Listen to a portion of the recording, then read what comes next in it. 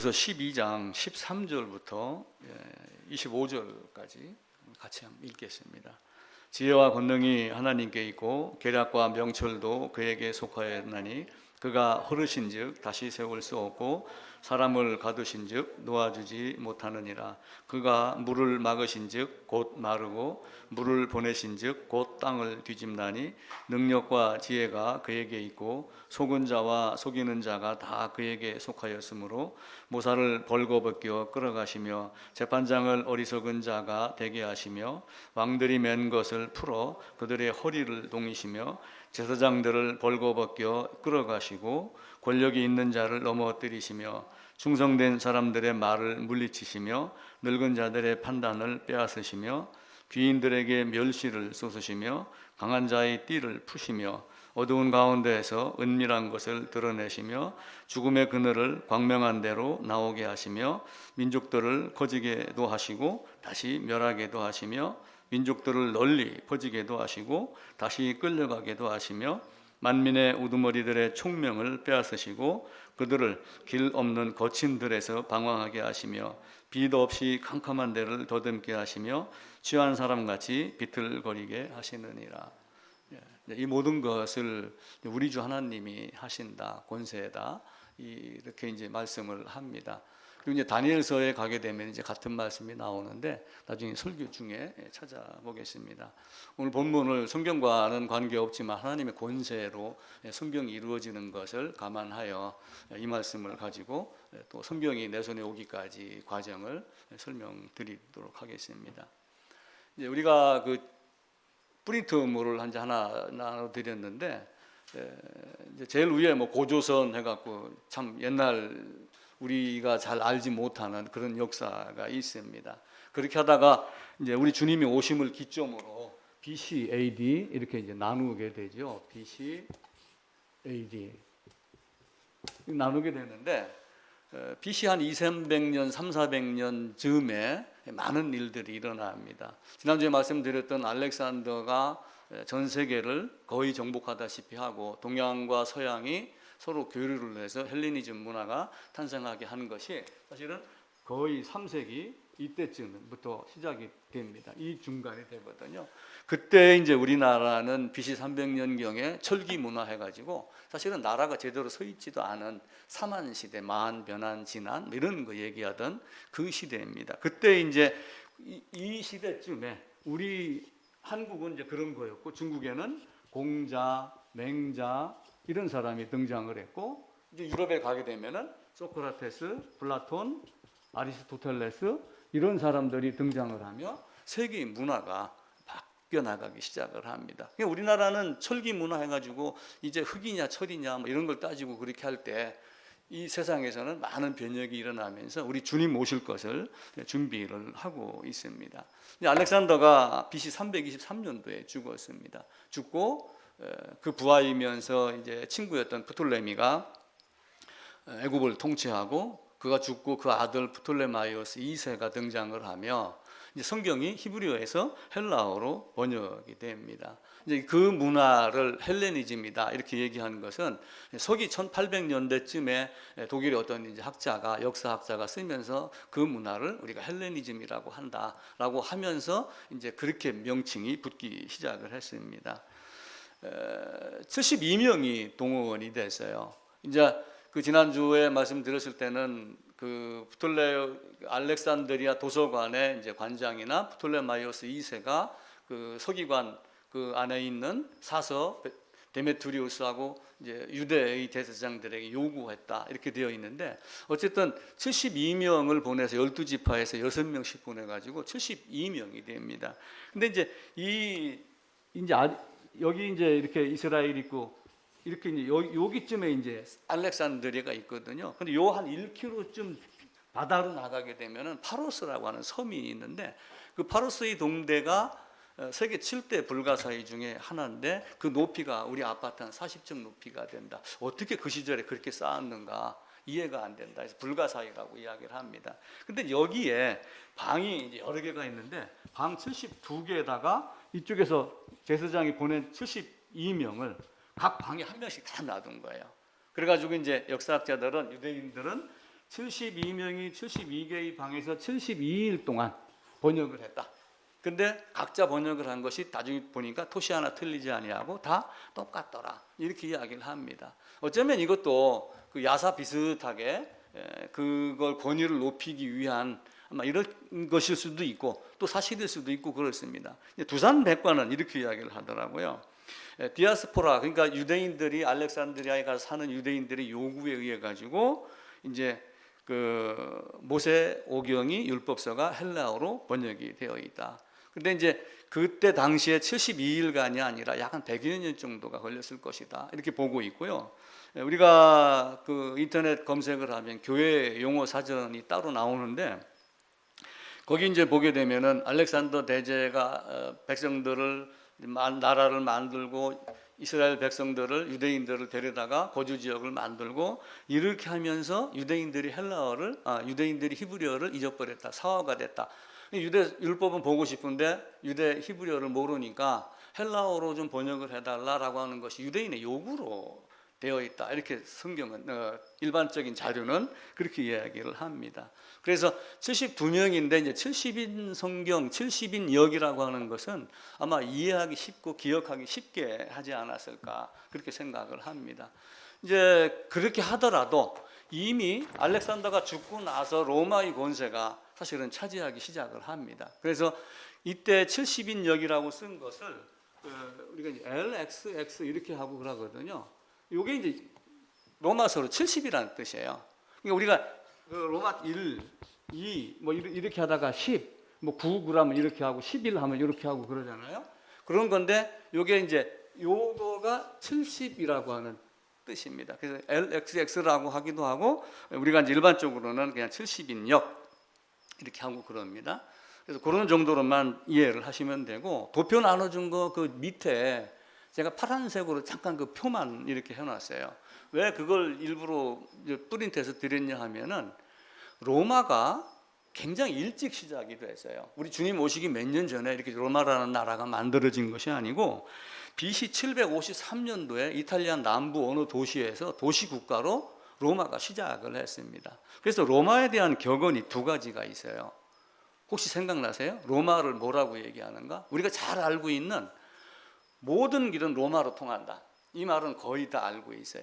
그리고 또 하나가 뭐가 있냐면은 로마는 하루아침에 이루어지지 않았다. 이게 로마에 대한 격언 두 가지입니다. 첫 번째는 로마는 하루아침에 이루어지지 않았다. 두 번째는 모든 길은 로마로 통한다. 그러니까 이 아수르, 바벨론, 페르시아 이렇게 쭉 나가고 하는 그 시점부터 이미 로마가 서서히 준비가 돼가지고 역사를 바꿔나가는 일에, 그러니까 로마가 하루아침에 이루어진 것이 아니고 장시간 동안 이루어지면서 우리 주님 오실 것 예비하고 오셔서 복음이 전파될 길까지 사실은 다 닦아 놓은 거예요. 나중에 꼭 기회가 되면은 그 일반적으로 성경에서는 5대 제국을 이야기를 해요.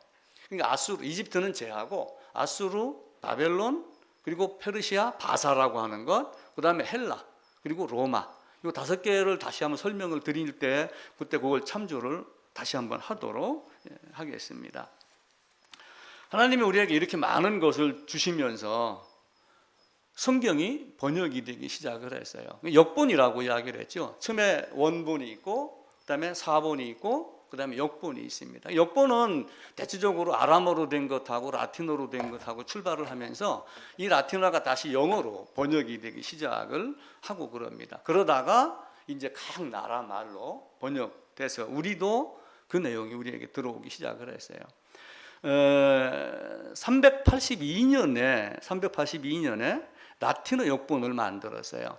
그 제롬이라고 하는 사람, 원래 그의 이름은 히에로니무스라고 하는데 영문 표기로 제롬이라고 합니다. 이 제롬이 382년도에 번역된 헬라어 70인역과 히브리어 원문을 가지고 사본을 가지고 한자 대주해 나가면서 라틴어 성경을 만들었습니다.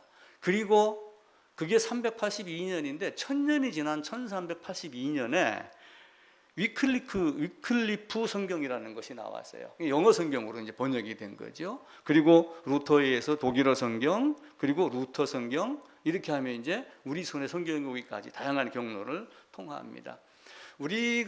우리나라가 예전 고제부터 성경을 접할 수 있었고 하나님에 대해서 알 수 있었던 것은 사실은 노아의 세 우선으로 뻗쳐나갔기 때문에 그렇게 되는 거예요. 노아가 있고 노아의 아들이 셋이 있는데 함, 야벳, 셈이었잖아요. 그러니까 지구가 이렇게 있으면은 사실은 이스라엘이 있는 이 중심으로 해갖고 동양권이 셈의 후손이에요. 그리고 유럽, 미국, 영국 이런 쪽에가 야벳의, 그리고 이 나머지 아래쪽에는 함의 자손. 그러니까 언어가 사실은 거의 비슷비슷합니다.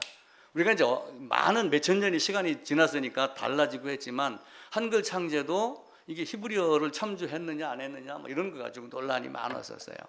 제가 포스코 다닐 때 이제 우리 그 사무실 옆에 도서관이 하나가 있었는데 가면 제가 이제 자료를 늘 살피는데 그때 주간동안과 그 히브리어, 그러니까 세종대왕이 한글을 창제하러 뭐 예루살렘으로 보냈다라고 하는 기사가 있었어요.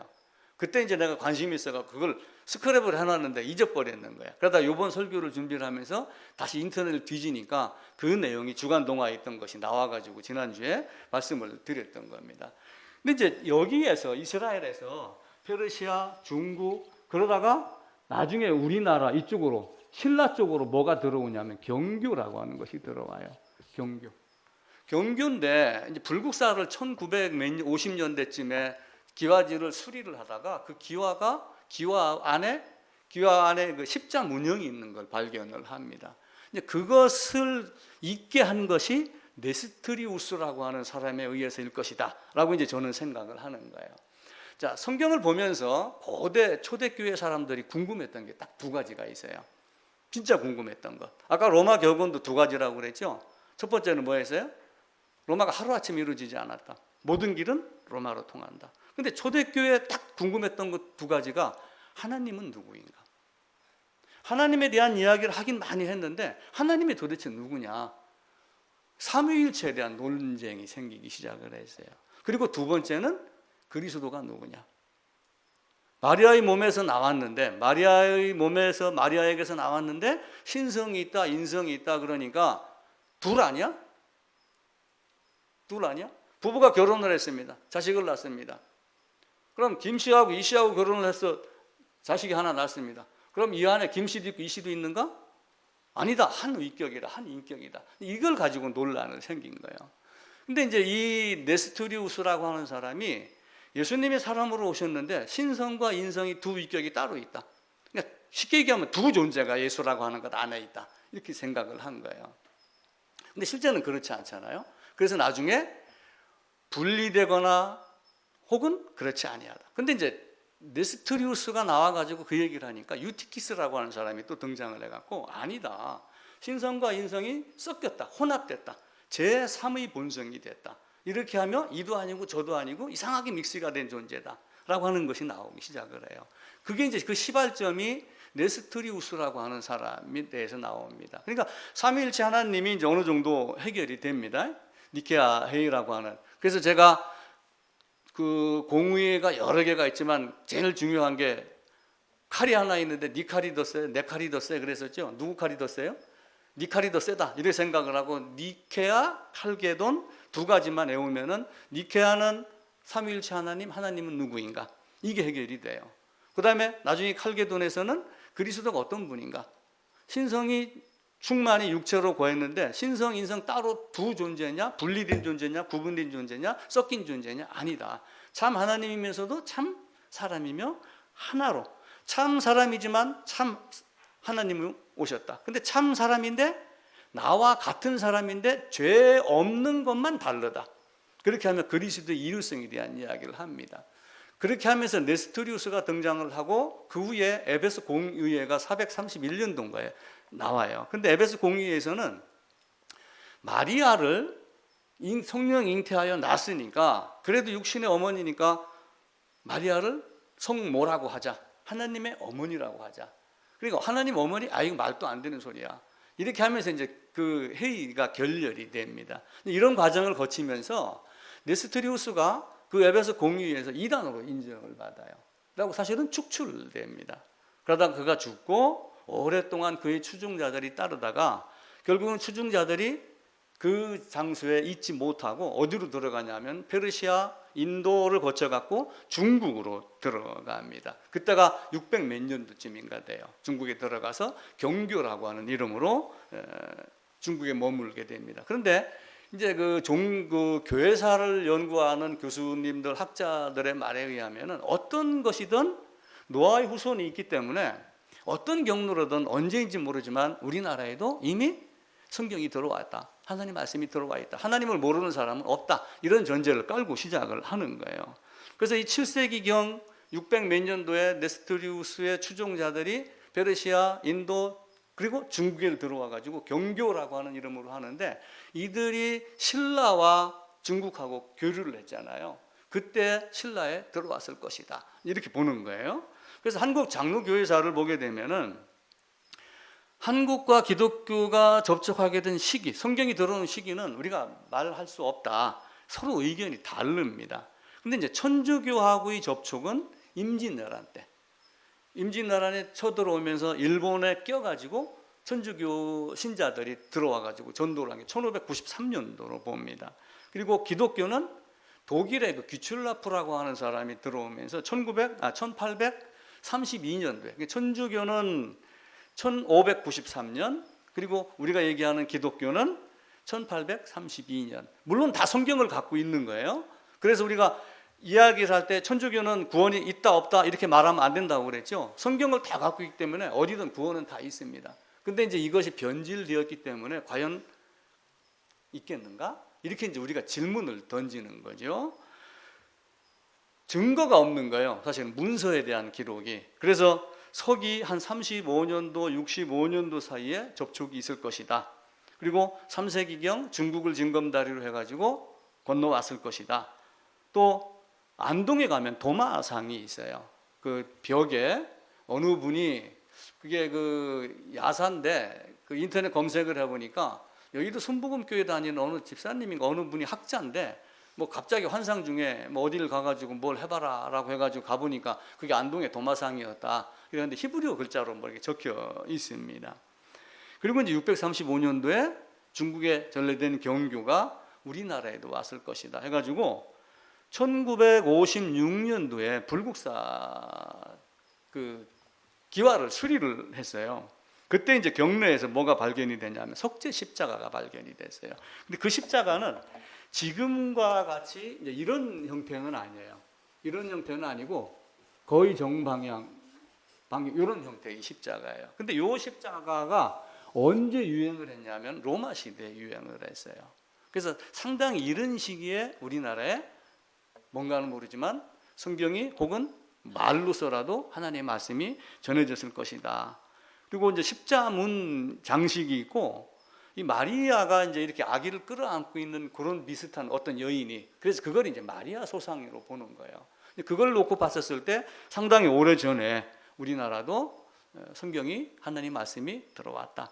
어쨌든 노아의 후손 셈이 후손으로 들어온 걸로 따지면은 인류의 이동이 있으니까요. 시간은 많이 걸리겠지만 인류의 이동을 놓고 보면은 이 말도 어느 정도는 일리가 있습니다. 그래서 문헌 기록이 등장을 한 거는 임진왜란 때 1593년도에 들어온 것. 그리고 그 여러분들 그 학교 다니면서 하멜 표류기 뭐 이런 이야기 한번 들어보셨을 거예요. 그 하멜이라고 하는 사람이 네덜란드 사람인데 우리가 얘기하는 화란 사람이에요. 신학 교수님들이 이제 화란 간번 이야기를 많이 하거든요. 그 화란이 네덜란드인데 네덜란드에서 그 하멜이라고 하는 사람이 일본에 가려고 하다가 표류가 돼가지고 제주도에 들어옵니다. 제주도에 상륙할 때가 1653년도예요. 그러니까 지금부터 몇 년도예요? 2100년도니까, 그죠?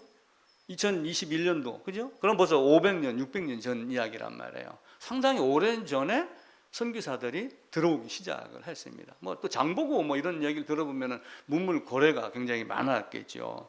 그때 제주 총독, 우리와 같은 목사가 아니라 다스렸던 목사를 제주 목사 이원진이라고 하는 분이 신문을 해가지고 8월 22일 날 조정에 보고했던 기록이 나옵니다. 그래서 여기 보면은 효종 4년 8월 6일 해갖고 21일 날 보고를 했는데 너희가 서양의 길리시단 자냐? 이렇게 묻는 기록이 나와요. 그러니까 그들이 야야 이렇게 이야기를 했다고 그래요. 근데 야야의 야가 예수의 예자를 이야기를 하는 거예요.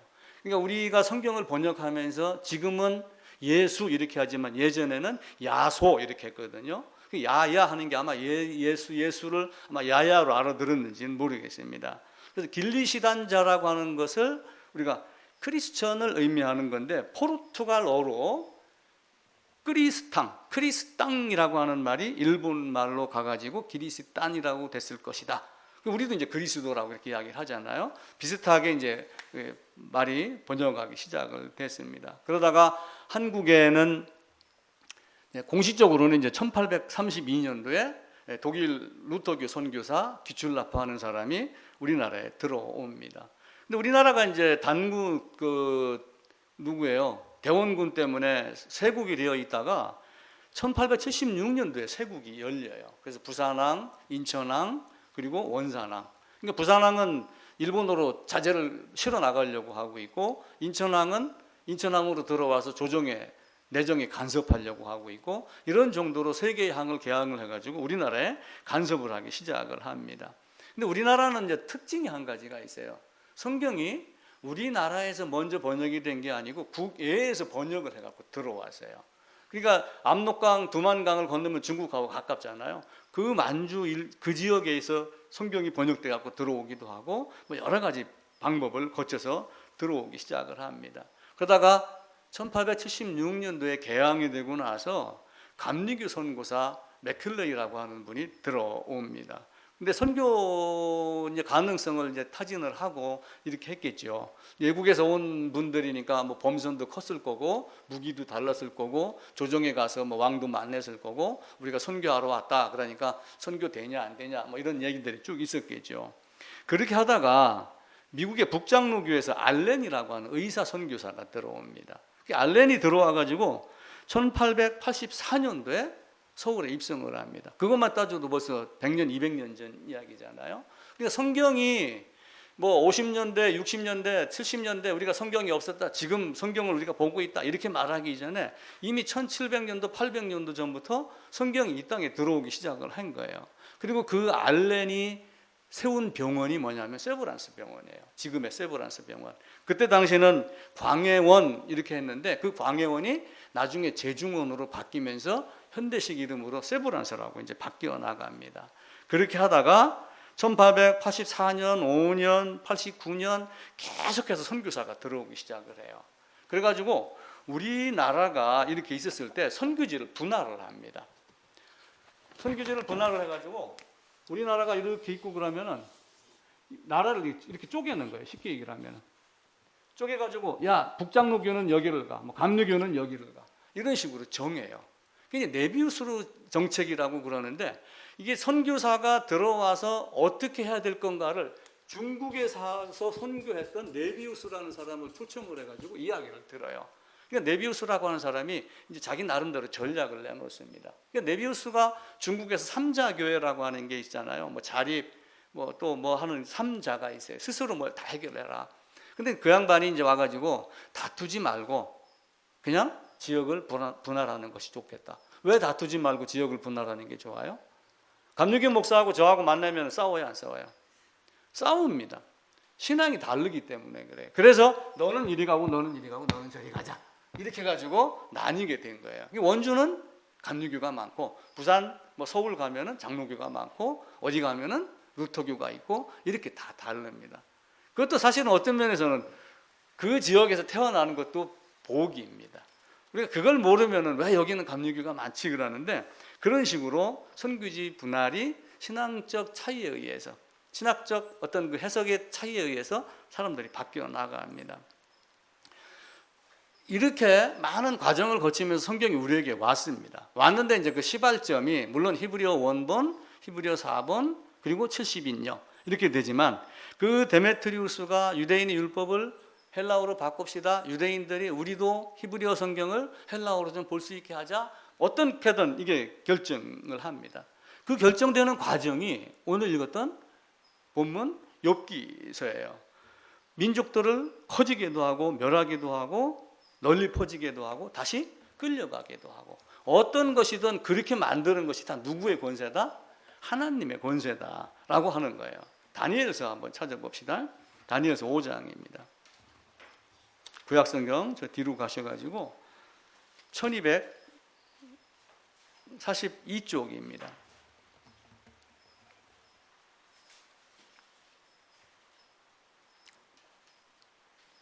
5장 21절입니다. 그 후반부만 제가 읽을게요. 지극히 높으신 하나님이 사람 나라를 다스리시며 자기의 뜻대로 누구든지 그 자리에 세우시는 줄을 알기에 이르렀나이다.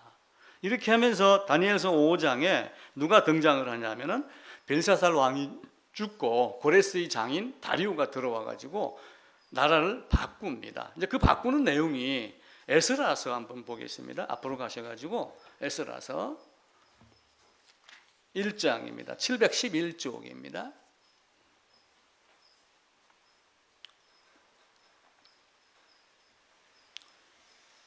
(711쪽) 에스라서 1장 1, 2, 3절입니다.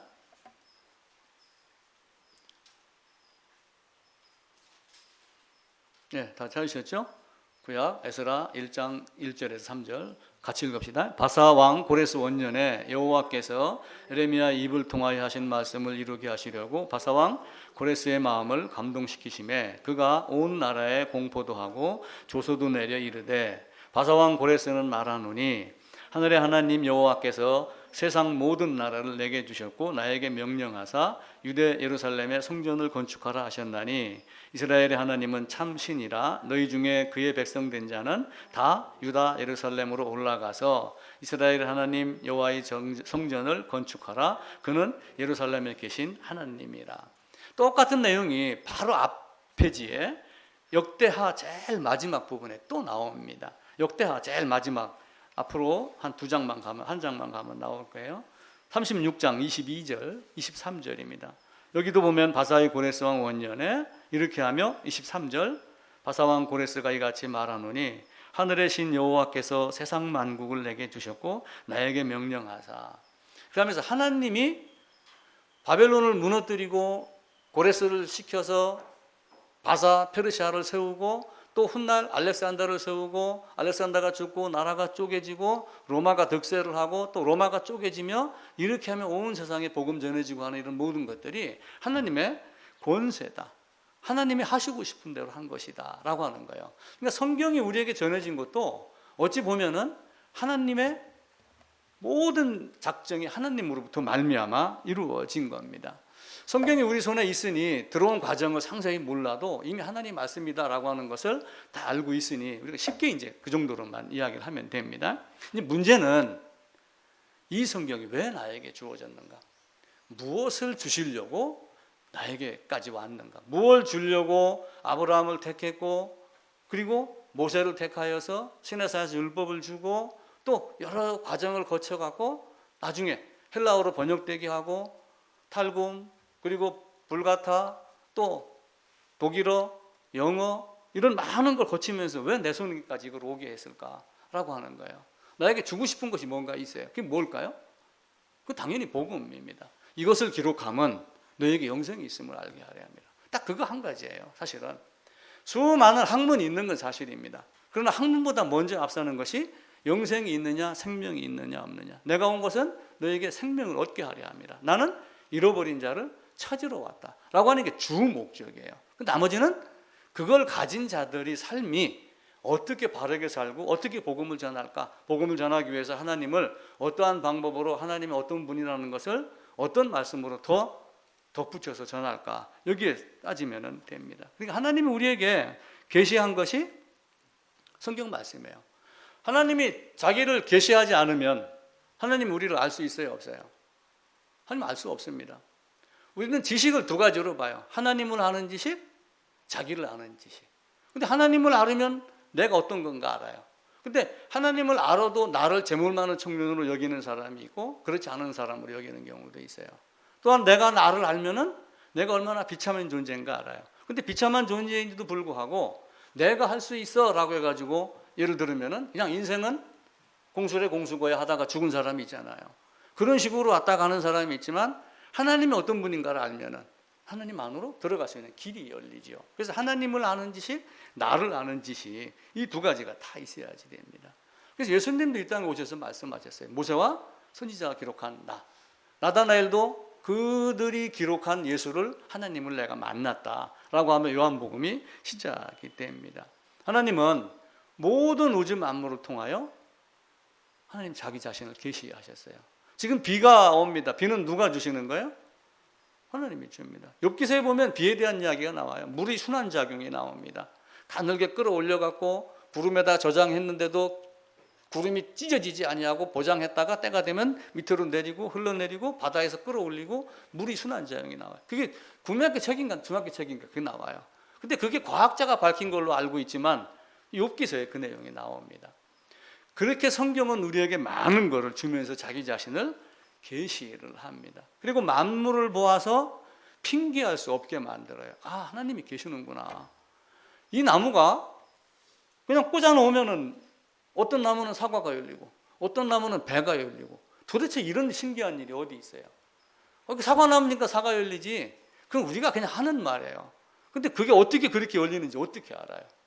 어떻게 둘이 만나서 결혼을 했는데 태어나서 보니까 아버지를 닮았고 할아버지를 닮았고 할머니를 닮았고 하는 그런 신비가 어디서 나오겠어요?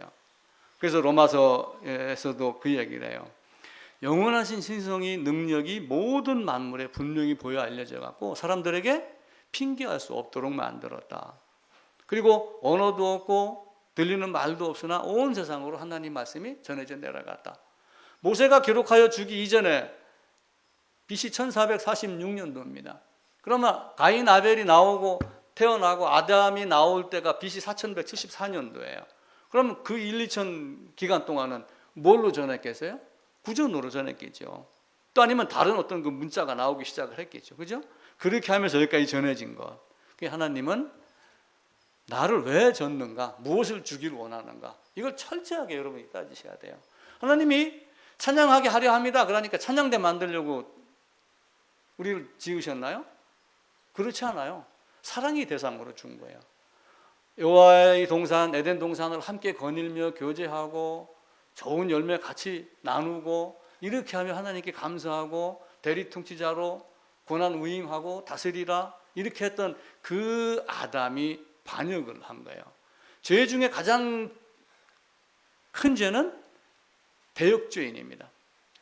임금을 죽이지 않았어도 임금에게 대들기만 하면 살인한 자보다 더 무서운 죄를 받아요. 그러니까 예전에 조선시대는 그 말 광장에서 어떻게 했어요? 말 4마리다가 묶어가지고 사지를 찢어 죽였다 이렇게 이야기를 하잖아요. 대역죄인이 그렇게 무섭습니다.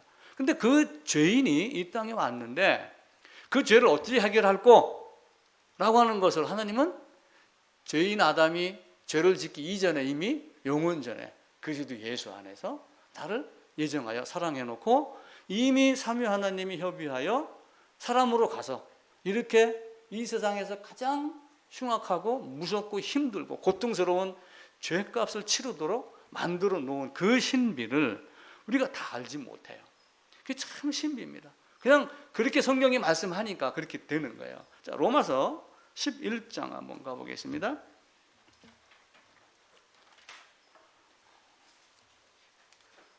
11장 32절 3절 4절 5절입니다. 11장 32절입니다. 하나님이 모든 사람을 순종하지 아니하는 가운데 가두어 두심은 모든 사람에게 긍휼을 베풀려 함이라. 이 말도 참 어렵습니다. 그리고 한편으로는 너무 쉽습니다. 아담을 범죄하게 하여 모든 인류를 죄 안에 가두어 놓은 것은 긍휼을 주시기 위함, 은혜를 주시기 위함. 왜 그냥 처음부터 그런 방법으로 은혜를 주시기로 했을까? 그 심정을 우리가 어떻게 다 알아요? 바울은 이렇게 이야기를 합니다. 깊도다 하나님의 지혜와 지식의 풍성하며 그의 판단은 헤아리지 못할 것이며 그의 길은 찾지 못할 것이로다. 누가 주의 마음을 알았느냐? 누가 그의 모사가 되었느냐? 그 하나님이 그렇게 말씀하시니까 우리는 그렇게 알면서 그렇게 살아가고 있는 거예요. 신명기 29장에 보게 되면 거기다 찾아봅시다. 앞으로 가셔가지고 신명기 29장입니다. 29장 29절입니다.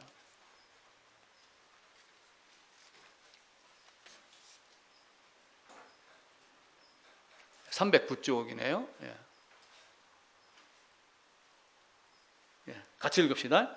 감추어진 일은 우리 하나님 여호와께 속하였거니와 나타난 일은 영원히 우리와 우리 자손에게 속하였나니 이는 우리에게 이 율법의 모든 말씀을 행하게 하려 하심이라. 이 감추어진 일은 우리 하나님께 여호와께 속하였는데 나타난 일은 우리에게 이 율법을 모든 말씀을 행하게 하려 하십니다. 이 말을 새 번역에서는 조금 쉽게 번역을 했더라고요. 이 세상에서는 우리 하나님이 숨기시기 때문에 알 수 없는 일도 많습니다. 그러나 그것은 주님의 것입니다. 우리에게 알려주지 아니하고 숨기신 일은 그건 주님의 것입니다. 주님만이 해결하시고 해석을 하시는 거예요. 그러나 하나님은 그의 뜻이 담긴 율법을 밝히 나타내 주셨으니 이는 우리의 것입니다. 우리와 우리의 자손은 길이길이 이 율법의 모든 말씀에 순종해야 합니다. 새 번역은 이렇게 했어요. 그러니까 알 수 없는 것 있지만 율법으로 하나님을 깨닫게 하고 나를 깨닫게 하여 죄인임을 고백하고 하나님께 나아가서 거듭나고 하나님의 영광을 찬양하고 또 그 복음을 전하고 감사하고 이렇게 사는 삶이 이 율법 모든 것에 다 기록이 되어 있습니다. 하나님 말씀으로 세상을 창조했습니다. 성경은 하나님의 말씀입니다. 요한복음 1장에 있는 대로 태초에 말씀이 계시니라 이 말씀이 하나님과 함께 계셨으니 이 말씀이 하나님입니다.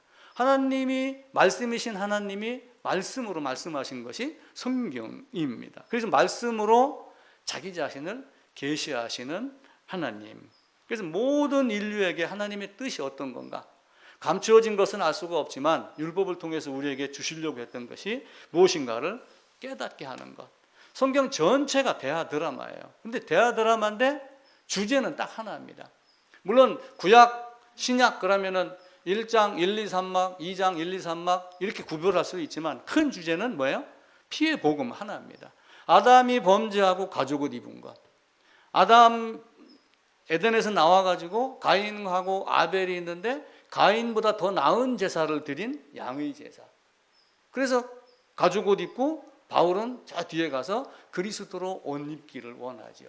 유대인들은 육체의 할례를 행하면서 할례의 흉내만 냈지만 너희는 그것을 마음에 새겨라. 육체의 할례 말고 할례는 마음에 해라. 마음판에 새겨라. 모세가 율법을 받을 때 돌판에 받았어요. 돌판에 받았다는 얘기는 그 말씀이 없어진다는 얘기예요? 없어지지 않는다는 얘기예요? 비석 세우면은 흙에다 새겨요? 돌에다 새겨요? 오랫동안 없어지지 않는다 그 얘기예요. 근데 그 돌에 새긴 것도 이제는 때가 지나서 그 돌판, 돌비를 마음에다 새겨라. 육의 신비에다 해라. 돌비에 세운 것이 아니고 육의 신비에 세워라. 마음판에 새겨라. 바울은 고린도서에서 그렇게 말하고 그럽니다. 그래서 예수님이 이 땅에 온 거는 하나예요. 목적은. 예수님이 오신 목적 뭐예요? 마태복음 1장 21절. 자기 백성을 저희 죄에서 구원할 자다. 누가복음 5장에 32절에 죄인을 불러 회개시키러 왔노라. 요한복음 10장 10절에 내가 온 것은 양으로 생명을 얻게 하고 더 풍성히 얻게 하려 하는 것이다. 요한복음 12장 47절에서 내가 세상을 물론 심판을 하죠 나중에. 근데 심판하려 함이 아니요 세상을 구원하려 합니다. 구원받지 못한 자는 심판의 대상이 되는 거예요. 누가복음 19장에도 잃어버린 자를 찾아서 구원하려 하려 합니다. 마가복음 10장 45절에서는 자기 목숨을 많은 사람이 대속물로 주려 합니다. 이 대속물로 죽이려 하겠다는 것이 이제 바울이 쓴 에베소서에 의하면은 영원 전에, 만세 전에, 창세 전에 이미 작정되어 있었던 거예요. 그래서 성경을 기록하여 주신 것은 왜 기록하여 주셨는가, 무엇을 주기였는가를 내가 먼저 딱 잡으면은 성경을 보는 방법이 달라지기 시작을 하겠죠. 아, 성경에서 이걸 차지해야지 돼. 그렇게 하면 달라지겠죠. 예를 들어 보물찾기를 합니다. 종이 쪽지를 다 나눠주면 못 찾아요. 근데 한 사람이 모양을 요 모양 차지하지 돼 라고 하면 요 모양 찾겠죠. 수많은 돌 중에서. 아니면은 이렇게 길쭉한 거 찾아오면 돼. 그럼 그걸 찾아오는 거죠. 성경에서는 우리가 그걸 찾는 거예요. 물론 다양한 역사를 통해서 다양한 내용이 나옵니다. 근데 그 중에서 하나님이 먼저 원했던 것이 뭔가, 먼저 내가 갖기를 원했던 것이 뭔가, 온 목적에 따라서 우리는 그걸 찾아내는 거예요. 우리는 우리말로 쓰여진 성경을 가지고 열심히 보고 또 영어, 독일어, 라틴어, 헬라어, 히브리어 보면서 공부를 더 깊게 하면 좋아요. 자, 그런데 우리가 영어 성경을 봅니다. 한국어 성경을 보면서 가끔 영어 성경을 보면 더 자세하다. 독일어를 알면 더 좋다. 라틴어를 알면 더 좋다. 그리고 히브리어 알면 더 좋다. 그래서 신학대학원에서 원어를 가르칩니다. 자, 그러면은 히브리 사람은 히브리어를 몰라서 예수님을 배척했나요? 70인역이 헬라어로 번역됐습니다. 헬라어를 몰라서 예수를 팽개쳤나요? 헤롯은? 미국은 영어를 몰라가지고 교회가 썩어가기 시작을 하나요? 독일 사람 독일어를 몰라서 자유주의 신학이 태동되기 시작을 했나요? 그렇지 않잖아요. 문제는 내가 어떤 사람인가, 하나님을 아는 지식도 있고 내가 누구인가 나를 아는 지식이 있고 이 두 개가 딱 마주쳐야지 됩니다. 근데 나를 아는 지식을 다른 지식으로 자꾸 여기는 거예요. 성경의 어떤 깊은 학문, 다른 걸 여기다가 보니까 이게 하나님이 요구했던 하나님의 사랑을 내가 깨닫기가 어려워지는 거예요. 그러니까 똑같은 성경을 보고 이 땅에도 네비우스의 정책에 의해서 선교지가 분할이 됐습니다. 분할된 이유는 뭐라고 그랬어요? 신학 사상이 다른 거예요. 왜 똑같은 성경을 보면서 신학 사상이 달라요? 마음판이 다르기 때문에 그래요. 성경은 동일한데 사람마다 다 다르기 때문에 그게 보이는 거예요. 그래서 한편으로는 성경을 깊게 연구하는 것도 당연히 중요해요. 더 중요한 거는 제가 생각하기로 내가 누구인가, 나를 아는 지식이 더 풍부하면은 한글만 가지고도 충분히 성경을 보고 하나님 사랑을 깨닫는 데는 지장이 없다. 더 깊은 은혜, 더 저 깊은 속에 바다 속에 있는 큰 짐승, 저 물속 깊은 데 있는 잉어 이런 걸 맛보려면은 원어를 더 연구를 해야죠, 당연히. 근데 하나님이 내가 온 것은 인자가 온 것은 대성물로 주려함 이걸 깨닫는 데는 사실은 전혀 지장이 없어요. 그래서 성경을 보면서 항상 기록 목적이 뭔가, 하나님의 의도가 뭔가. 성경 기록 목적이냐 하나님의 의도를 성경 각 권별로 우리가 지금 얘기를 합니다. 학교에 가면은 공부를 하면서 히브리서는 뭐 무슨 의도를 쓴 거야, 마태복음은 뭐야 쭉 하고 그러지만 성경 전체를 놓고 보면은 죄인을 찾으러 오신 하나님, 죄인을 구원하러 오신 하나님, 죄인이 되어 있고 죄값을 인간이 치를 수 없게 죄가 없는 인간으로 오신 하나님이 죄를 치르는 것, 죄값을 치르는 것, 그리고 다시 살려내는 것. 아담의 범죄하기 이전에, 아담이 범죄했는데 범죄하기 이전으로 돌려놓는 것, 이게 하나님 우리에게 주시고자 하는 첫 번째 목적이에요. 이제 그걸 먼저 알고 그리고 이제 성장하자 이 얘기죠. 근데 지금 교회를 보면은 그렇지 못한 것이 너무 많아요. 다 알고 있다라고 그러는데 가서 얘기를 해보면은 선교지 분할 정책 한 거와 같이 서로 다른 이야기들을 해요. 그러면서 전부 고지점령을 하는 거예요. 지금 고지점령을 하고 자꾸 다른 이야기들을 많이 해요. 합쳐지지가 않습니다. 하나님은 이 양의 죽음으로 모든 것 다 해결해 놓습니다. 자, 바로가 백성을 놓아주기를 싫어했어요. 데리고 살해야지 일꾼을 만들잖아요. 근데 모세가 가가지고 놓아주라 이렇게 얘기를 했었을 때 쉽게 놓아줬어요? 쉽게 놓아주지 않았죠. 그렇게 쉽게 놓아주지 않았습니다. 그 바로의 품에 바로가 주는 양식을 먹으면서 그들이 즐거웠으면, 모세가 가자 했었을 때 문설주 임방에다 피를 발랐겠어요? 안 발랐겠어요? 안 발랐죠. 여기가 좋사오니, 여기가 좋사오니. 근데 여기가 싫은 거예요, 그때 당장은.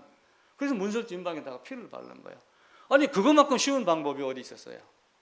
다른 거 아무것도 없잖아요. 문설주 임방에다가 피를 바른 것, 그것만큼 쉬운 방법이 없었던 거예요. 근데 그 방법을 믿고 그 안에서 죽었다가 다시 살아났습니다. 그 마음이 먼저 있어야지 돼요. 제가 단톡방에다가 명주실 얘기한 거 혹시 기억나세요? 명주실. 명주실을 어떻게 하면은 깰 수 있을까? 명주실에게 필요한 건 뭐냐? 뭐예요? 우리 신사모님이 저한테 개인적으로 이야기를 했어요. 바늘이 필요하다. 실이 필요한 거 바늘이에요. 바늘 가는데 실 갑니다. 실 가는데 바늘 가요. 그 명주실 이야기가 왜 나왔냐면은 공자 때문에 나왔어요. 공자가 길을 가다가 이제 그 국경을 넘는데 국경 수비대에게 잡혔어요. 잡혔는데 국경 수비대의 사람에게 나 공자일세, 이렇게 이야기를 하니까 에이 네가 무슨 공자야, 꼬락서니도 뭐 어설프고, 만약에 네가 공자라면 내가 내는 문제를 맞출 수 있다. 그러면서 구슬을 9개를 주는데 구멍이 뿡뿡 뚫린 구슬 9개를 주고 명주실을 하나 준 거예요. 흐느적흐느적 하는 명주실. 요거를 명주실을 단 한 번에 9개 다 구멍을 쫙 깨라. 그러면 내가 당신이 공자인 줄 알겠다. 공자가 나흘 동안 밤샘을 해가면서 시도를 하고 연구를 해도 안 됐어요. 그러다 중간에 이제 오다가 만난 어떤 여인이 있어요. 그 여인을 사실은 공자가 에이 참 지지리도 못생겼네 이렇게 이제 한마디 한 거예요. 근데 그 여인이 자기에게 이제 뭐라고 한마디를 했거든요. 근데 그 말이 너무 지혜스러운 거야. 근데 공자가 나중에 그걸 시도하다가 안 돼갖고 그 여인의 생각이 나서 자기 종을 그 여인에게 보냈더니 그 여인이 개미 한 마리를 잡아갖고 개미 발 뒤에다가 명주실을 묶고 구슬 안에다가 꿀을 발라놔라. 그러고 한숨 자다가 일어나라. 그리고 그렇게 해놓고 이제 했는데 개미가 그 구슬 안을 통과를 하면서 명주실을 다 꿰놨다고 그래요. 제가 이제 바늘로 바꾼 겁니다. 옷이 찢어졌어요. 옷을 꼬매야지 돼요. 뭐가 필요해요? 철사든 뭐든 바늘이 필요한 거예요. 그래서 저는 율법을 바늘로 본 거예요. 율법이 뚫고 들어가서 뭔가 자극을 주고 꼬맬 수 있는 장소를 만들고 내 마음을 열게 하고 그래야지 은혜의 실이 들어가서, 그래서 금실, 은실 아무리 좋은 게 있더라도 율법이 없으면 은혜가 은이 되지 못한 거예요. 항상 율법이 먼저 존재를 합니다. 그래서 바늘 가는데 실 가듯이 율법과 은혜는 언제든지 함께 갑니다. 하나님의 말씀은 없어지지 아니에요. 항상 그렇게 가요. 그래서 우리가 성경을 보면서 구약이라 할지라도 아담이 가죽옷이 있죠. 그 다음에 아벨이 양이 있잖아요. 에녹이 동행했던 거 나오죠. 노아도 번제를 드렸죠. 아브라함 쭉 나오잖아요. 그러면서 누구를 얘기해요? 이삭으로 넷이로, 그리고 다윗에게 예수 그리스도. 그러면 구약뿐만이 아니라 신약 전체를 제일 처음에 보여야 될 게 기독론적으로 보여야지 돼요. 성경을. 그걸 보고 그 다음에는 그걸 이야기를 하는, 선포하는 선지자적. 그리고 나중에 뭐가 나와요? 새 예루살렘에 신천 신지를 등장을 하잖아요. 그러니까 또 한편으로는 그런 예언적인 어떤 느낌으로. 그리고 예수님이 오시고 나서는 교회가 만들어지는 과정. 물론 구약에도 교회가 있습니다. 사도행전에 의하면 광야교회라고 이야기를 해요. 하나님 말씀을 받던 사람들이 닦여지고 그리고 깎아내고 다듬어지고 해서 새로운 사람으로 바뀌어나가는 광야 40년을 광야교회라고 이야기해요. 그래서 교회론으로 보고 기독론으로 보고 선지자 어떤 선지서의 개념으로 보고 교회론으로 보고 예언적인 이런 걸로 성경을 보면은 성경이 더 쉽게 보이지 않겠느냐 생각을 하고 있습니다. 그러니까 성경은 쉽게 얘기하면은 이 기독론적인 사고 방식으로 예수 그리스도를 선포하는 거예요.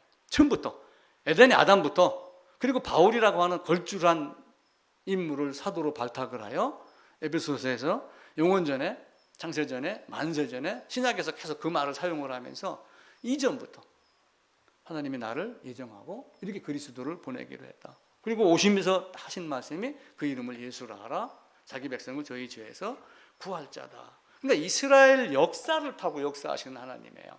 역사. 그러니까 모든 역사 속에 하나님이 함께 하셔요. 아수르, 바벨론, 페르시아, 그리고 헬라, 로마. 그 로마가 하루아침에 이루어지지 않았다라고 하는 그 이전부터, 아수르 태동할 때부터, 그때부터 로마가 생기기 시작을 해갖고 지금까지도 그 이탈리아에 가게 되면은 그 교황청이 지금도 주관을 하고 있잖아요. 조그만 그 얼마 몇 평 되지도 않는 곳에 국가라고 하는 이름으로 그렇게 만들어지고 있습니다. 이스라엘의 역사, 유다 역사를 통한 세계 역사가 사실은 성경입니다. 그래서 세계사를 우리가 다 이제 모른다고 하지만 그래도 성경에 나오는 아수르, 바벨론, 그리고 페르시아, 헬라, 로마 이 5대 제국에 대한 것은 우리가 한번 꿰뚫어 볼 필요가 있습니다. 이걸 잘 이제 보시면서 성경을 보고 아까 얘기를 드렸던 욥기서 12장, 다니엘서 5장 모든 것이 하나님으로부터 나지 않음이 없다. 지금 문재인 대통령은 누가 세운 거예요? 성경에 의하면 하나님이 세운 거예요. 그래서 위에 있는 권세에게 복종하라. 그렇게 이야기를 해요. 로마서 13장에 가면은. 그리고 나중에 디도서에 가게 되면은 그 복종하는 이유는 너희가 신앙생활을 편하게 하기 위해서다. 그들이 나라를 잘 다스리고 부하게 만들면은, 아니 원불교에 다니는 이건희 씨가 삼성 자동차 만들었습니다. 삼성 노트북 만들었습니다. 그럼 원불교 다니는 이건희 씨가 만들었다고 하여 내가 노트북을 안 피나요? 그걸 활용해가지고 우리는 지금 자료를 찾고 그들이 만든 차를 타고 어디를 가는 거예요? 서울, 부산, 대구, 대전 가면서 복음 전하고 방송국 세우고 인쇄소 만들고 그렇게 해서 살아가는 거예요. 그러니까 이스라엘 유대인의 역사를 통해서 역사하신 하나님, 그러니까 성경은 이스라엘 중심으로 한 역사서다. 이렇게 보시면 됩니다. 그 뿌리가 이제 모세오경이라고 하는 거 우리가 꼭 기억을 하고, 그 모세오경을 통해서 하나님이 우리에게 주신 그 말씀, 바로가 정말로 내어주기 싫었어요. 이미 이제 그 출애굽기 4장인가에 가게 되면은 모세에게 하나님이 이렇게 말하라고 이야기를 해요. 바로에게 네가 만약에 우리 백성을 놓아주지 아니하면 네 장자를 죽일 것이다. 미리 말합니다. 근데 모세가 이야기했음에도 불구하고 바로가 내어줬어요, 안 내어줬어요? 내어준다고 하다가 안 내어주고, 내어준다고 하다가 안 내어주고, 가지 마라, 멀리 가지 마라, 장정만 데리고 가라, 뭐 유아는 떼놓고 가라, 너희만 가라, 막 계속 이렇게 합니다. 그러다가 마지막에 장자를 죽여요.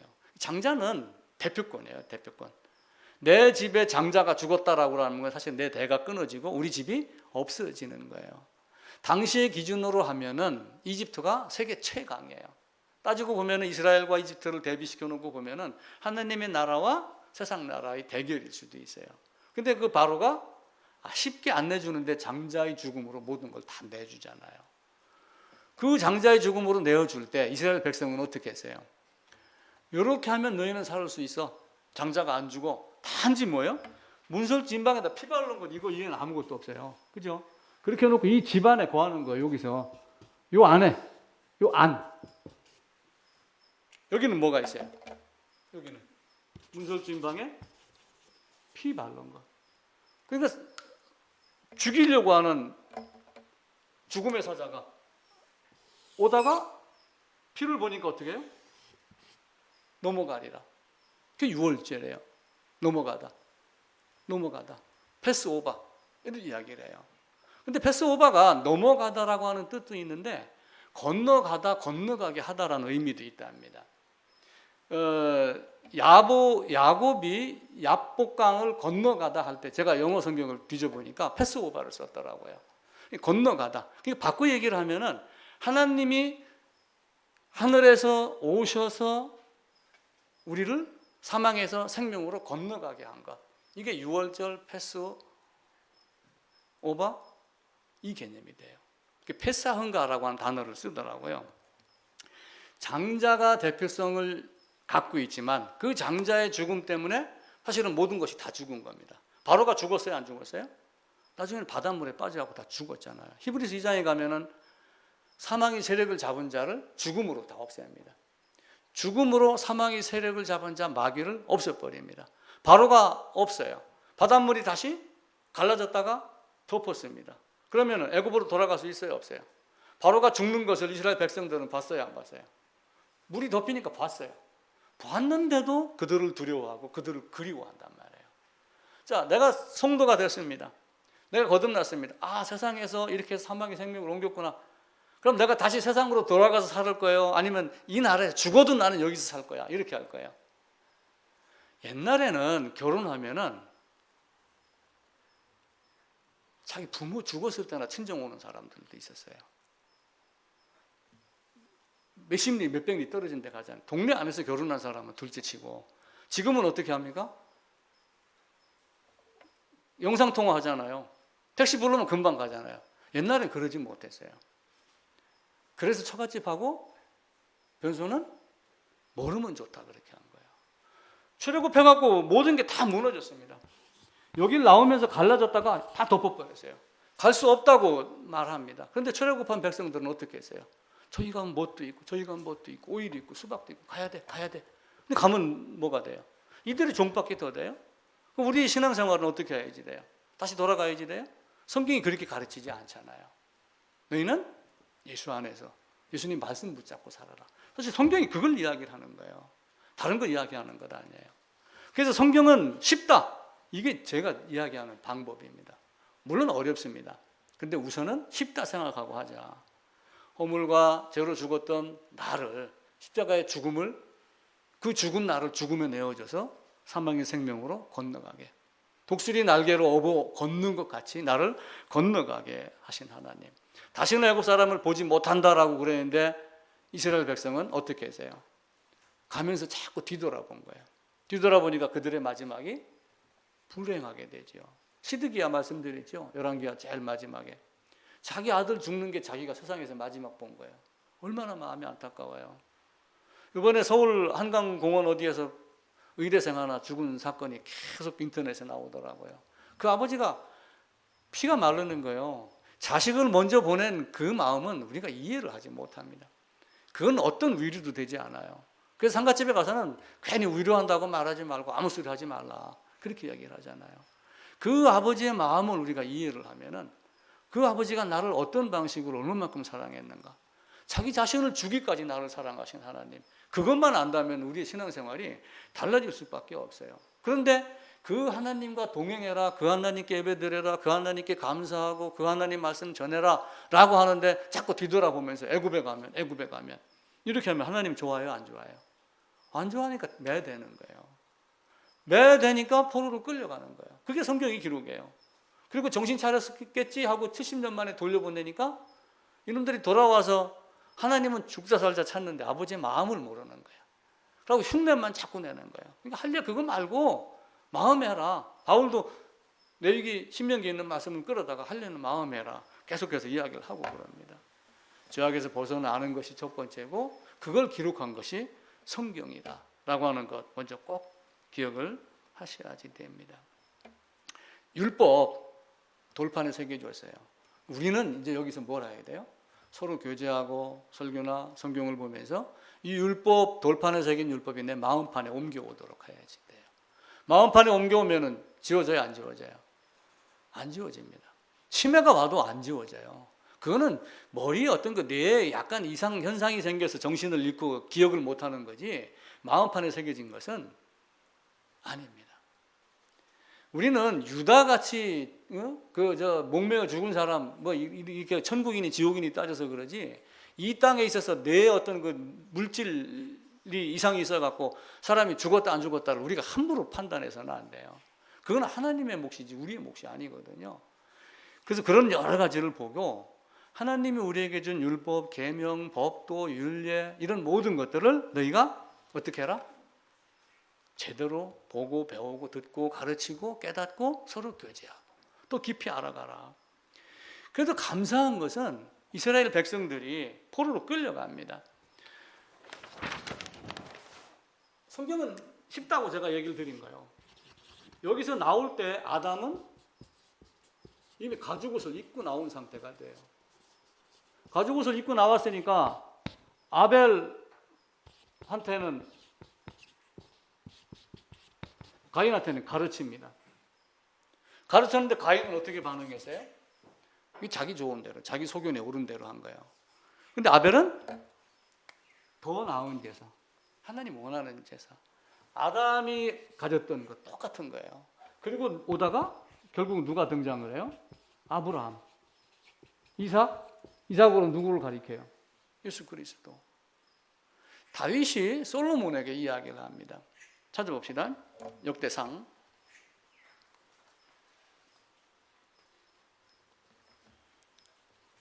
1장입니다.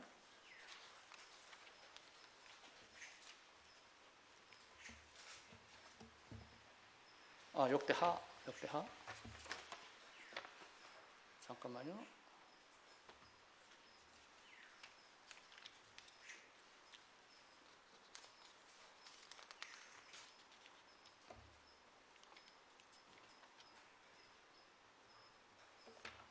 내가 헷갈린다. 열왕기상입니다. 열왕기상. 자꾸 헷갈리네. 열왕기상 2장인가 그렇습니다.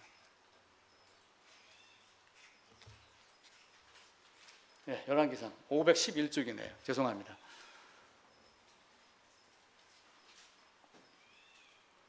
다윗이 죽을 날이 임박하매 그의 아들 솔로몬에게 명령하여 이르되 내가 이제 세상 모든 사람이 가는 길로 가게 되었노니 너는 힘써 대장부가 되고 네 하나님 여호와의 명령을 지켜 그 길로 행하여 그 법률과 계명과 율례와 증거를 모세 율법에 기록한 대로 지키라. 그리하면 네가 무엇을 하든지 어디로 가든지 형통하리라. 여호와께서 내 일에 대하여 말씀하시기를 만일 네 자손들이 그들의 길을 삼가 마음을 다하고 성품을 다하고 다하여 진실이 내 앞에서 행하면 이스라엘 왕위에 오를 사람이 내게서 끊어지지 아니하리라.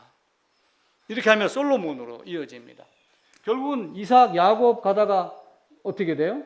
이삭, 야곱, 그리고 야곱의 자식 누가 등장을 해요? 루벤, 시몬, 그러다가 유다가 등장을 하죠. 레위가 등장을 하고 왕위로 쭉 나갑니다. 그러다가 다윗이 등장을 해요. 이 다윗이 자기 아들 솔로몬에게 이야기를 하는 거야. 왕이 끝났지만 너 정신 차려. 그런데 이 솔로몬이 잘못한 거예요. 나이가 들어서 다 어떻게 했어요? 우상 따라간 거예요. 그러니까 나라가 쪼개진 것.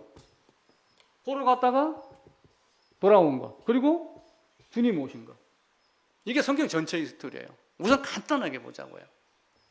너 그래 살아? 못 사는 거예요. 만약에 우리도 하나님이 너 이렇게 살아 했는데 못 살면 어떻게 되겠어요? 온갖 고생 시키겠죠. 필요 없으면 어떡해요? 어쩌면은 손톱 자르는 것도 불필요한 거 자르는 연습시키는 거 가르쳐 주는 것 같아요. 어제 제가 손톱을 깎았습니다. 정성스레 와이프 손톱도 깎아줬어요. 깎아주면서 손톱을 왜 자르지? 불필요하잖아요. 더럽잖아요. 더러운 거 제하는 거 훈련시키는 거구나. 제가 그 생각이 지금 퍼뜩 났습니다. 우리는 불필요한 걸 계속해서 버려야지 돼요. 하나님은 그걸 우리에게 가르쳐 주는 거예요. 그리고 결국은 여기서 포로로 끌려간 거예요. 그럼 포로로 끌려갔으면은 이스라엘 땡 이렇게 하셨나요? 그렇게 하지 않았어요. 포로로 끌려갔지만 돌아오게 하셨어요. 그루터기라고 하는 걸 남겨두신 거예요. 그루터기를 남겨놔가지고 언제든지 다시 소생시킬 수 있는 그걸 만들어 놓았습니다. 이스라엘을 벌 주었어요. 회개하고 잘 살아라 이렇게 했는데 못하기 때문에 매를 대고 징계를 하고 그랬는데도 버렸어요? 안 버렸어요? 탕자의 아버지는 탕자가 돌아오기를 계속해서 대문 밖을 바라봤어요. 그 심정으로 매를 대고 징계를 대고 그러면서도 죽이지 않고 돌아오게 하셨고 사람들이 보기에는 이스라엘 멸망, 북이스라엘 멸망, 남유다 멸망 이렇게 멸망시키셨지만 사라지게 했어요? 안 했어요? 멸망시키는 사라지게 하지 않았어요. 다시 돌아오게 하셨어요. 이게 하나님의 사랑이에요. 내가 매를 맞던 다리가 잘리던 돌아오게 하시는 하나님이 되려면 먼저는 그의 나라와 그의 의를 구해야지 돼요. 그걸 우리가 자꾸 지금 이 땅의 교회들이 간과하고 있어요. 그걸 잊어버리지 않고 와서 세례 받으면 너는 천국 백성, 너는 집사 됐고 장로 됐으니까 이건 따놓은 당상이야. 이런 식으로 지금 가르치고 있단 말이에요. 근데 아니에요. 예수님이 니고데모에게 한 걸 이해를 하셔야지 돼요. 그 니고데모는 학문이 뛰어난 사람입니다. 공의의원이 권력자예요. 권세가 있는 사람이에요. 엄청난 사람에게 너 거듭나지 아니하면 나는 그보다 나은가요? 나는 그보다 낫지 못해요. 그 해처리를 댄 아버지 다윗이 죽으면서 솔로몬에게 너 이렇게 살아 라고 유언했던 그 아버지의 마음을 솔로몬이 계속 품고 있었다면 솔로몬이 삶이 어떻게 되겠어요? 잊어버리는 거예요. 성경을 보면서 성경 전체 속에서 우리는 뭘 찾냐면 아버지의 마음을 찾는 거예요. 처음부터 주기를 했던 게 뭔가? 처음 뭐예요? 에덴에서 범죄한 아담 회복이에요. 성경 처음에가. 그리고 마지막에 그 에덴을 새 예루살렘에서 회복하는 거예요.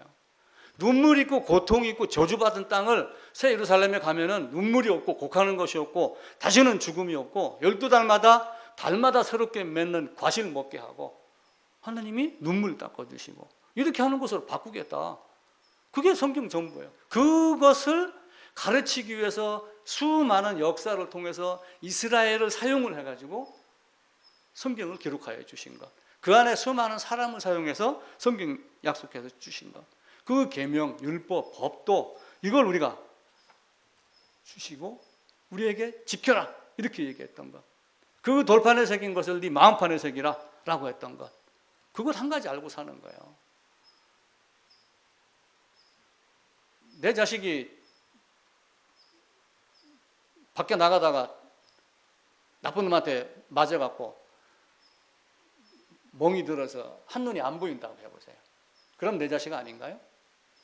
한 번 구원은 영원한 구원이에요. 지금 이것도 신학자들이 논란이 많아요. 한 번 구원은 영원한 구원이 아니다. 잃어버릴 수 있다. 막 이렇게 지금 또 유명한 신학자들이 나와갖고 싸움하고 그래요. 왜 이게 2000년, 3000년 동안 계속 그거 가지고 논란이 돼요? 이스라엘 광야 백성에서 죽었습니다. 그 죽은 건 버린 거예요? 시간 돼서 죽은 거고 잘못하면 죽는다라고 하는 걸 가르쳐 주는 것이지 백성에서 끊어진 것이 아니에요. 한 번 구원은 영원한 구원이에요. 그 구원을 우리가 먼저 알게 하는 것, 성경. 이것 하나를 철저하게 성경이다라고 하는 걸 기억을 하고 성경을 보기 시작을 해야지 돼요. 그게 아니라면은 내가 얼마만큼 매달려야지 하나님이 나를 붙잡아줘. 내가 순간 정신 못 차리면 하나님 나 끊어질 거야? 빼앗을 자 있어요, 없어요? 잃어버릴 수 있어요, 없어요? 난 잃어버리지 않는다고 그랬어요. 아무도 빼앗을 수 없다고 그랬어요. 빼앗을 사탄이 지금 존재해요, 안 해요? 이 땅에 사탄이 있어요, 없어요? 있는 자에게는 있고 없는 자에게는 없어요. 있긴 있어요. 근데 저한테는 없어요. 근데 간혹 내가 다른 데로 눈을 돌리면 사탄이 짠 하고 또 나타나요. 순간 내 마음이 하나님께 등을 돌리면 그가 순간 나타나요. 그럼 내가 내 마음이 주님만 바라보면 안 보여요. 아니 사랑한다고 그럽시다. 여성이 100명 있고 남자가 제가 이제 남자가 저보다 막 월등히 뛰어나고 돈 많고 멋진 남자 그 영화 배우 안무개 마냥 100명이 쫙 서 있어요. 누구 볼 거야? 이춘혜 씨 누구 볼 거야? 100명 중 나 볼 거예요? 내 옆에 사람 볼 거야? 이게 신앙은 단순해요. 하나님 그것 한 가지 얘기해 주는 거예요. 예수님이 죽으니까 아이고 저건 가짜네. 죽으니까 힘이 없어. 부활하셨잖아요. 그분이 심판주라고 하는 걸 우리가 꼭 기억을 하셔야지 돼요. 율법의 기능을 먼저 알고 성경이 우리에게 뭘 전해주길 원했는가. 성경은 묘한 말씀이에요. 법의 잣대하고 똑같습니다. 코에 걸면 코걸이, 귀에 걸면 귀걸이, 아무거나 다 걸려요. 없는 말이 없어요. 찾아다가 찾기 시작을 하면. 저한테 한번 숙제 줘보세요. 요 말 성경에 있냐고. 하여튼 제가 다음 주에 무슨 수를 쓰든 간에 비슷한 말 찾아낼게요. 다 있어요. 그래서 이 성경을 주후 3세기쯤에 우리 주님이 이제 오시고 나서 시간이 지난 한 3세기쯤에 유대 랍비 중에 심라이라고 하는 사람이 있어요. 심라이. 이런 사람이 앞에 있었기 때문에 우리가 편한 거예요. 성경은 1장 1절부터 차례대로 다 넘긴 거예요. 하나님이 주신 율법이 몇 가지인가? 세기 시작을 했어요. 몇 가지 같아요? 그 사람은 613계명을 만들었어요. 613계명이라는 걸 인터넷에 치면 도서가 나오는데 우리 고신교단의 어느 목사님이 또 그걸 번역을 이렇게 했더라고요. 제가 이제 그 책을 한 권 사서 봤죠. 613계명인데 365계명이 하지 말라요. 그리고 나머지 248개인가 58개가 하라예요. 하라. 하지 말라, 하라. 이거 두 개 갖고 하는 거예요. 사는 거예요. 우리는 하지 말라는 거 안 하면 되는 거예요. 그죠? 에덴에서도 하지 말라는 거 안 하면은 범죄 안 할 수 있어요. 하라는 거 하면은 돼요. 근데 하라는 거 안 하면 죄예요. 하지 말라는 거 하면 죄입니다. 이 죄는 간단해요. 물론 우리 일상생활에서 그렇게 이야기를 하는 거예요. 물론 대역죄인 빼고 하지 마라, 그리고 해라. 자, 메모 한번 해가지고 댁에 가서 성경 한번 찾아보세요. 시편 15편입니다. 시편 15편. 여기에는 하라 하지 마라라고 하는 것을 11개로 다윗이 기록을 했어요. 11개.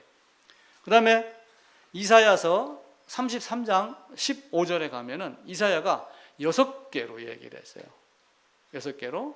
그 다음에 미가서 6장 8절에 보면은 미가 선지자가 3개로 요약을 했어요.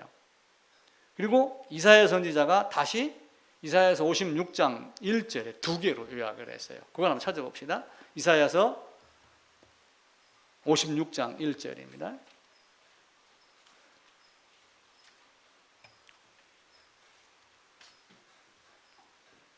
1037쪽입니다. 제가 읽을게요. 여호와께서 이와 같이 말씀하시기를 너희는 정의를 지키며 의를 행하라. 이 심라이라고 하는 랍비가 이제 613계명을 만들어 놓고 다윗, 이사야, 미가, 이사야 이렇게 하며 결국은 이거다 라고 하는 거 두 개로 요약을 한 거예요. 정의를 지키며 의를 행하라. 의를 행하라는 얘기는 의를 소유하고 행해야지, 의를 소유하지 않은 상태에서 율법의 행위에는 의가 아니죠. 이건 이제 아모스 선지자가 아모스 5장입니다. 아모스 5장 4절입니다.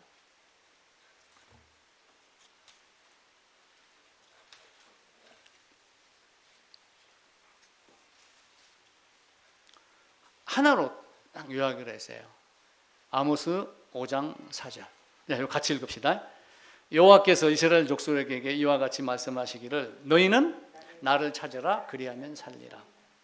이게 이제 이 심라이라는 분은 613계명의 그 중에서 하나를 딱 꽂으면은 아모스 5장 4절 너희는 나를 찾으라 그리하면 살리라.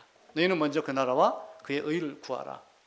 성경은 사실은 그것 하나 주기를 원한 겁니다. 그래서 그 성경 오기까지는 뭐 간략하게 그냥 이야기를 드렸는데 성경이 우리에게 무엇 주기를 원하는가라고 하는 것 꼭 생각을 하시고 먼저 그걸 구해야지 돼요. 먼저 그걸 잡으면은 그 나머지는 딸려옵니다. 옛날에 어떤 사람이 소도둑으로 포도청에 끌려갔어요. 끌려가는데 기껏해서 한다는 소리가 나는 소 안 훔쳤어요. 앞에 뭐 밧줄이 하나 끌려 잡고 왔더니 뒤에 소가 딸려왔네요. 그렇게 얘기를 한 적이 있어요. 그래갖고 포도대장이 그래 용서하마 해갖고 풀어줬다는 옛날 이야기가 있습니다. 마찬가지로 우리도 주님 한 분만으로 주님만 잡으면은 나머지가 딸려오기 시작을 해요. 순간은 안 이루어져요. 이제 노력하고 그때부터는 공부도 더 해야 되고 성경 연구도 해야 되고 이렇게 해야 되지만 연구하기 이전에 먼저 구해야 될 것이 뭔가? 너희는 나를 찾아라 그리하면 살리라. 이것 한 가지. 세상에 어떤 거 다 갖고서도 그 제가 또 그 탈무드 얘기할 때 새 친구 얘기했죠. 새 친구 기억나세요? 새 친구가 있는데 하나는 뭐였어요? 야, 내 임금이 불러서 가는데 같이 좀 가자. 안 가, 못 가. 재물, 권세, 명예, 뭐 이런 모든 것들 호흡이 끊어지는 순간 사라져요. 내가 왕궁 문 앞에까지는 가줄게. 친인척 마누라도 나 안 따라와요. 이 사람 먼저 죽어봐요. 내가 따라가는가? 냉동실에 집어넣고 난 안 따라가죠. 그죠? 따라갈 수가 없어요. 마지막까지 동행하는 건 뭐예요? 하나님의 의예요. 의로움, 칭의. 성화의 과정 중에 더러워질 수도 있어요. 그 더러움의 예복이 찢겨지고 더러워져서도 예복은 있어야지 돼요. 이왕이면 빨아 입으라, 꼬매 입으라, 깨끗하게 찢어지지 않게 관리하라. 이게 하나님 우리에게 요구하는 거예요. 그걸 우리가 잘 알면은 주님 한 분만으로 만족하는 모든 분들 되어야지 됩니다. 다음 주는 성경의 어떤 권위나 이런 부분 한 주만 더 말씀드리겠습니다.